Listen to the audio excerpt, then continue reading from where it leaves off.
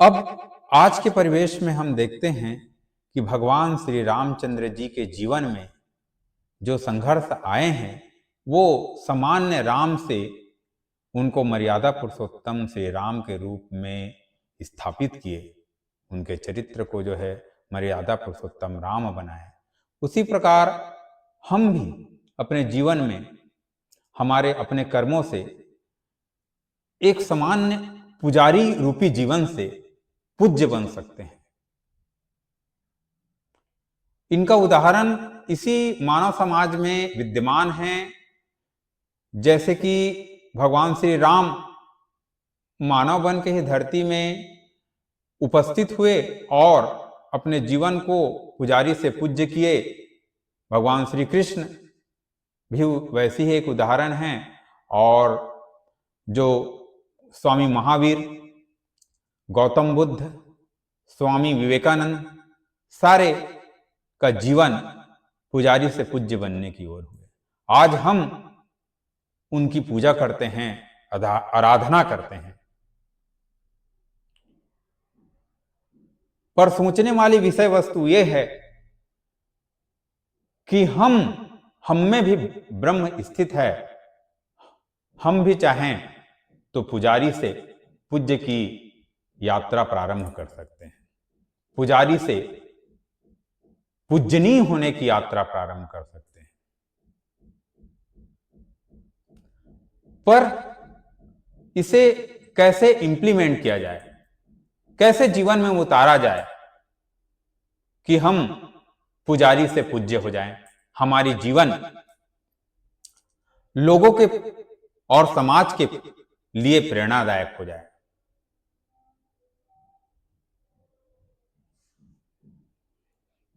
इनके लिए हमें कुछ मौलिक सिद्धांतों पे काम करना पड़ेगा, कुछ आदर्शों पे काम करना पड़ेगा और कुछ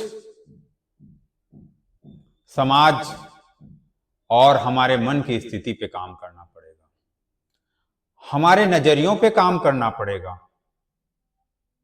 मन की स्थिति पे इस प्रकार, जिस प्रकार से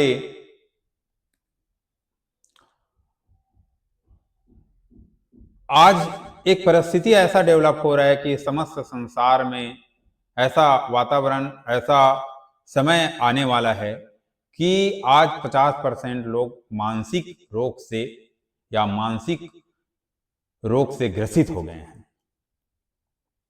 मानसिक रोगी होते जा रहे हैं, मन खिन्न होते जा रहा है, छोटे छोटे बातों पे मन खिन्न हो जा रहा है। ईर्षा, द्वेष, जलन, ये सारे चीजों मन में गहराता जा रहा है, पैठ बनाता जा रहा है। इसे हमें अपने मन को या मन के ऊपर कार्य करके इसको रिमूव करना है, इसको हटाना है और अपने मन को सुदृढ़ करना है। तो बेसिक चीजें क्या है? तो बेसिक चीजें हैं इसमें ब्रह्म मुहूर्त करना।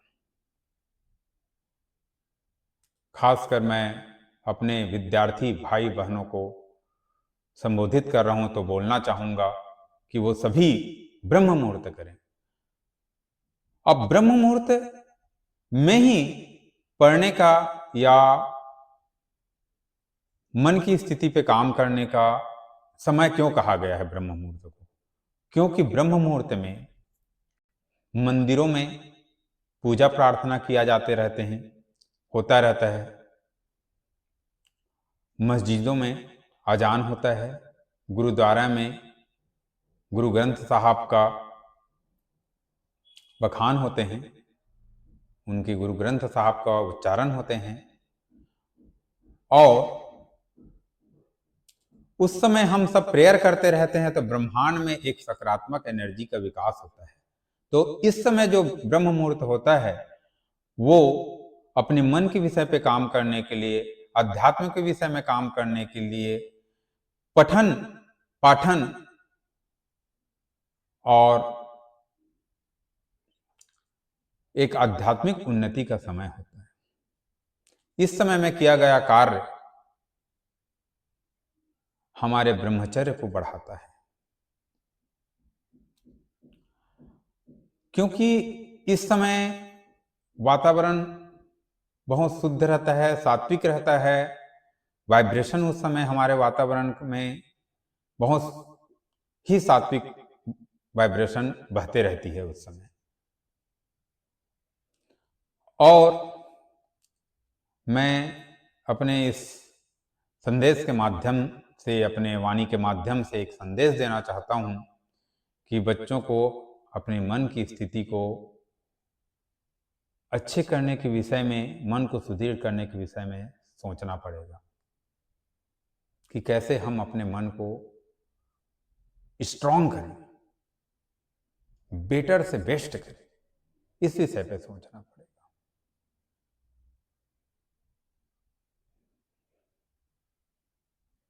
जैसे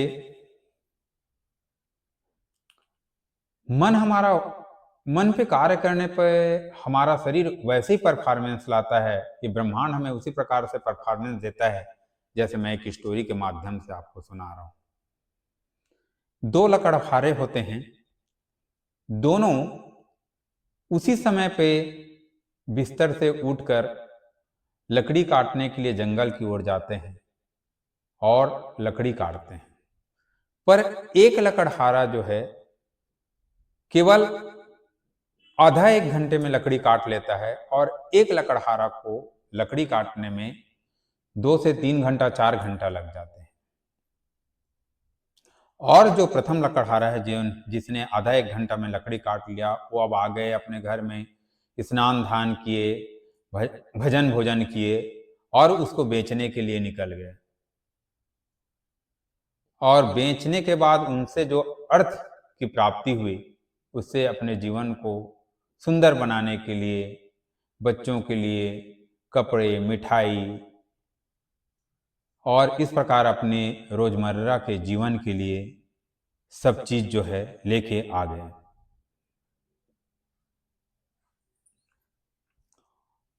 सारे गृहस्थी के व्यवस्था में लगे रहे और सुंदर अपने घर में आने के बाद में भोजन प्रसादी करने के बाद बढ़िया आराम से रहने लगे। तो इस क्रम को उनका जो दोस्त है, जो दूसरा लकड़हारा है, वो देखते रहता है और सोचता है कि मैं कैसे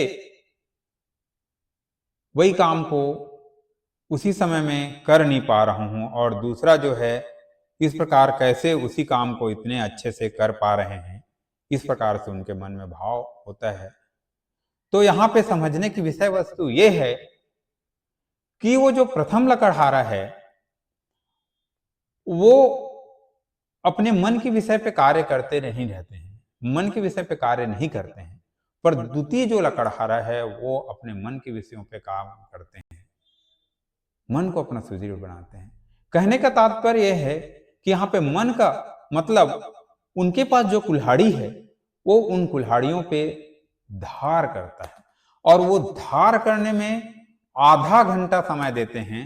और वही पहला लकड़हारा अपने कुल्हाड़ी को धार करना भूल के बस अपने बल का प्रयोग वहां पे करता है जंगल में जाके। तो उसी प्रकार से हमें भी अपने जीवन में अपने मन को एक धारदार बनाना है, ताकि जब कोई बात, जब कोई घटनाक्रम जीवन में हो, तो उसे हम किस प्रकार से सहनशीलता से उनको अपने जीवन में आत्मसात कर सकें। ऐसा हमारे मन को उपजाऊ बनाना पड़ेगा, मन को ऐसा सहनशील बनाना पड़ेगा, मन को ऐसा हमारा प्रेम से भरना पड़ेगा, मन को हमारा दया, करुणा, सहनशीलता, प्रेम और शीतलता से भरना पड़ेगा। तब जाकर हमारा जीवन सुखमय हो पाएगा। तब हम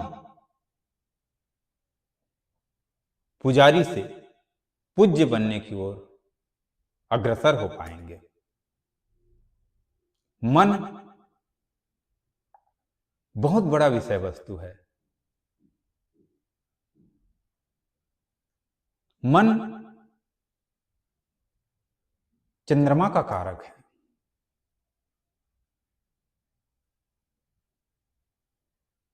कहा भी गया है कि चंद्रमा मन का कारक है और सूर्य पिता का कारक है। तो हमें अपने मन के विषयों पे इस प्रकार से काम करने होंगे। जिस प्रकार संपूर्ण ब्रह्मांड में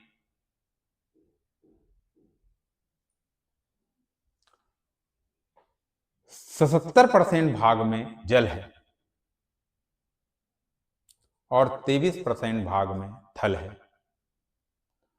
उसी प्रकार हमारे भीतर भी, हमारे शरीर में 77% भाग में जल है और 23 भाग में अन्य पदार्थ पंचतत्व है। तो ये हमारा शरीर जो हम बल के लिए इतना प्रयोग करते हैं, जो हमारे शरीर के विषयों में ही हम ध्यान देते हैं और मन के विषय में ध्यान नहीं देते, तो हमें अटेंशन करना पड़ेगा अपने मन के विषयों में। और मन के विषय के लिए हमें योग, साधना को अपने जीवन में उतारना पड़ेगा। साधना को हमारे जीवन में उतारना पड़ेगा। ब्रह्म मुहूर्त करना,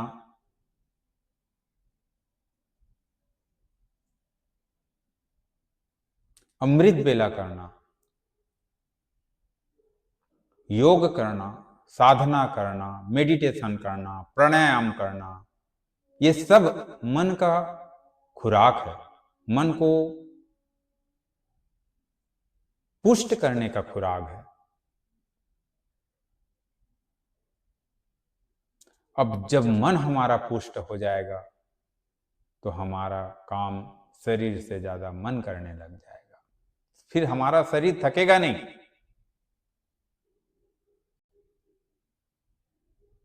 उसमें मन का 77%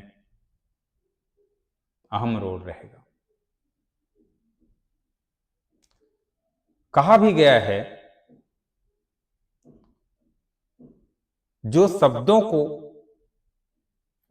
जीतता है वो अच्छे वक्ता होते हैं। जो शब्दों को जीतते हैं वो अच्छे वक्ता होते हैं। और जो मौन को जीतता है, या तो मैं बोलूं कि जो मौन को जीता है वो ज्ञानी होता है।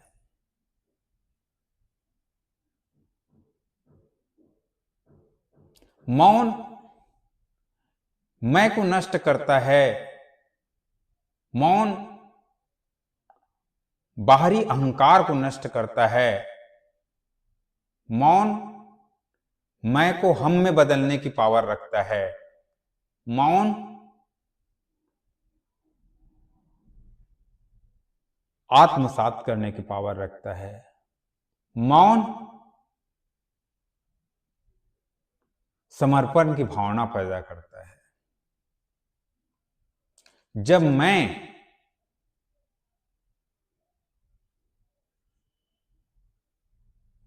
शब्द विलोपित हो जाए, मैं शब्द का भान ना रहे, तब मुझ में, और जब मुझ में मैं होने का अहंकार ना रहे, मैं से हम बनने की ओर, मैं से हम सब बनने की ओर इस प्रकार के भाव उत्पन्न हो तो हमारा जीवन सुंदर से अति सुंदर हो जाएंगे।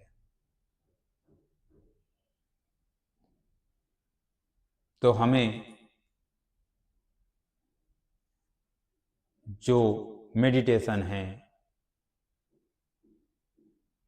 जो अटेंशन है, ध्यान है, साधना है, वो हमारे जीवन को श्रेष्ठ से श्रेष्ठतम बनाने की ओर ले जाता है,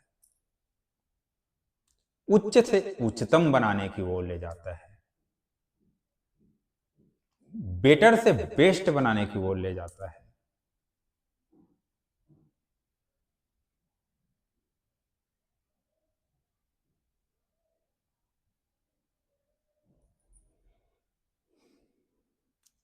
और इस प्रकार हम अपने जीवन को श्रेष्ठ बना सकते हैं। अगर हो गए हो बेहतर तो बेहतरीन होने का प्रयास करिए, अगर बन गए हो नदी तो समंदर बनने का प्रयास करिए। जय सिया राम, जय श्री महाकाल। आप सभी के अंदर बैठे परमात्मा को फिर से मैं नमन करता हूँ और अपनी वाणी को यहीं पे विराम देता हूँ। जय श्री महाकाल, जय सिया राम।